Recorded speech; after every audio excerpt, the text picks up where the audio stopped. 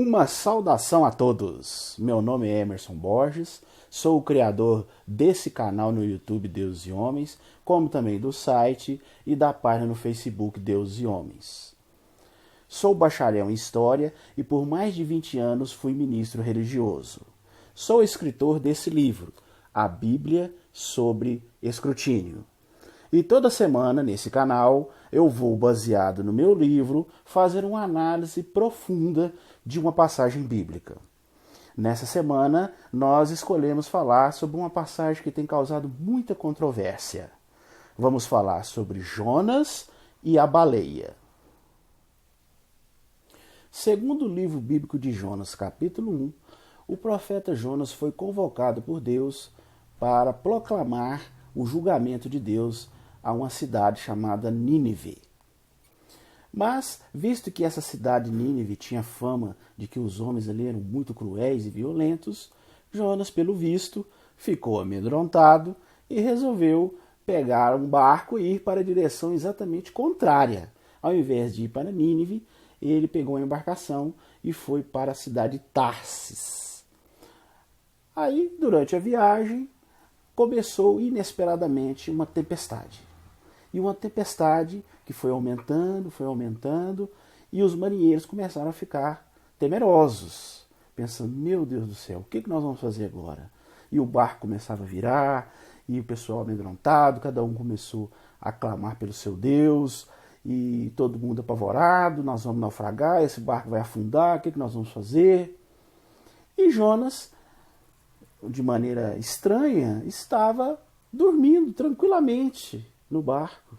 Aí o capitão achou aquele estranho, chegou nele e falou assim, escuta aqui, acorda aí, rapaz, você não está vendo que nós estamos quase naufragando aqui, você dormindo tranquilamente? Ora pro seu Deus aí, pede ajuda, porque o negócio tá feio, dá uma força para nós aí. E os marinheiros tentando, pelejando, e aí, a uma certa altura, eles começaram a pensar, gente, mas por que será que isso está acontecendo conosco? Será que é a culpa de algum de nós aqui? Né? E aí vai daqui, vai dali, resolveram tirar na sorte para ver quem que era a causa daquela tempestade. E adivinha sobre quem a sorte caiu? Claro, sobre o profeta Jonas, justamente sobre ele. E aí Jonas conta que é um profeta do Deus bíblico e que tinha sido dito a ele para ir em Nínive, proclamar o julgamento de Deus, mas que ele tomou o caminho inverso e que provavelmente aquela tempestade seria um castigo de Deus. Aí os marinheiros falam assim, então como é que nós vamos fazer agora, né? Nós temos que dar um jeito de acalmar essa tempestade, senão nós vamos morrer tudo. Aí Jonas fala assim, não, visto que eu sou a causa, vocês me jogam no mar, que eu creio que essa tempestade vai acalmar. E foi justamente isso que os marinheiros fizeram. Rapidamente pegaram Jonas e jogaram no mar. E, nesse momento, a tempestade acalmou. O mar ficou tranquilo, não tinha mais vendaval, as ondas se acalmaram, e Jonas foi mergulhando para o fundo do mar. Nisso, segundo o relato bíblico, passava um grande peixe por ali e resolveu engolir o profeta Jonas. E Jonas, segundo o relato bíblico, fica 3 dias dentro do estômago desse grande peixe. Já no capítulo 2 do livro bíblico de Jonas, ali dentro do estômago desse peixe, Jonas resolve fazer uma oração. Ele resolve fazer ali uma prece e começa a pedir a Deus, né, para tirar ele daquela situação angustiante, que ele está ali, né, na barriga daquele peixe. E, pelo visto, Deus, né, teve pena dele, se condoeu e fez com que o peixe vomitasse ele na praia. No Evangelho Bíblico de Mateus, capítulo 12, versículo 40, Jesus faz uma referência a essa história, a esse relato de Jonas, falando que da mesma forma que Jonas ficou 3 dias no estômago do peixe, ele também morreria e ficaria no solo, ficaria no túmulo. Então esse relato deixa claro que Jesus ele acreditava nessa história. Ele acreditava que essa história era um relato verídico. Só que Jesus, ele usou o animal diferente. Ele parece que ele faz uma confusão com respeito ao animal. Porque lá em Jonas, lá se refere a um grande peixe. E algumas versões da Bíblia, no Evangelho de Mateus, fala baleia. Jesus citando baleia, assim como Jonas ficou no ventre da baleia. Como todo mundo sabe, né, baleia não é peixe, baleia é um mamífero. Né? Então parece que os escritores bíblicos ou os tradutores bíblicos não chegaram num acordo nisso aí. Né? Lá fala um grande peixe e no Evangelho de Mateus fala baleia. Mas, independente se é grande peixe, se é baleia, né?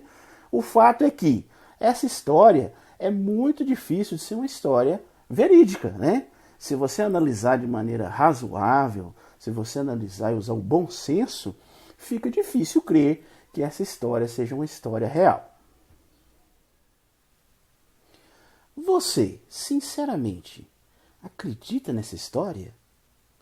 Você acha possível, razoável, uma pessoa ser engolido por um grande peixe e ficar ali 3 dias no estômago desse peixe e depois ser vomitado na terra e sair dali sã e salvo? Você não acha isso aí um relato muito fantasioso, não? Pense bem. Não existe peixes grandes o suficiente para engolir uma pessoa. Você pode analisar todos os peixes que existem no mar.